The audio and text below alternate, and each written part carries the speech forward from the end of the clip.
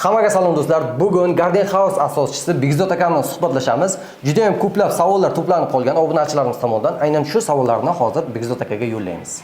Begzod aka, Garden House loyihasida nechta dom qurilmoqda? Ya'ni nechta blok bo'ladi? Garden House loyihamizda 11 ta podez bor, 8-9 qavatli binolar quryapmiz. Begzod aka, hozir qurilish ishlari qaysi etapga kelgan va ushbu xonadonlarni qanday holatda topshirasiz? Bu qurilishimizda birinchi etap 8 oy oldin boshlangan, ikkinchi etap katlavan jarayonida turibdi. Xudo xolasa bu ham 1 yil ichida ko'tariladi. Qanday holatda topshirasiz bu uylarni? Korobka holatda topshiriladi, fasadlari, plashatkalari hamma joyi chotki bo'ladi. Yaxshi. Juda ham zo'r.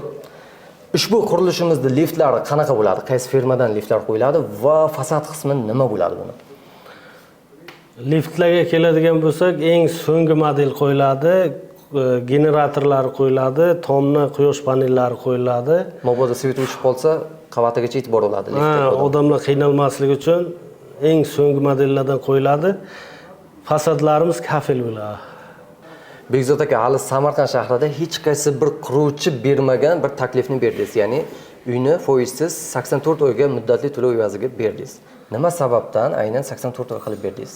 84 oy maxsus chegirma asosida edi. Ramazon oyi munosabati bilan hozirda 84 oylik uylarimiz belgilangan uylar qolmadi. Hozir eng ko'p muddatli 0% to'lov 72 oy bo'ldi.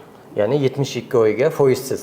Albatta. Ko'pchilik mana shu yerda noto'g'ri tushunib qolyapti. Aynan muddati ko'p bo'lganligi uchun unda foiz bo'ladi deyapti-da. Bu yerda hech qanday foiz yo'q, shundaymi? Foizsiz. Bizda foiz yo'q, 0% ga beriladi. 0% ga. Boshlanish to'lovi ham yo'q, uyni tan narxiga foiz ham qo'shilmagan. Yo'q. Hozir ko'pchilikka qiziq kuzatuvchilarimizga ushbu uylar qachon topshiriladi? O'z egalariga qachon topshirasiz? Birinchi etapimiz, ya'ni 4 ta podezimiz 26-yil topshiriladi.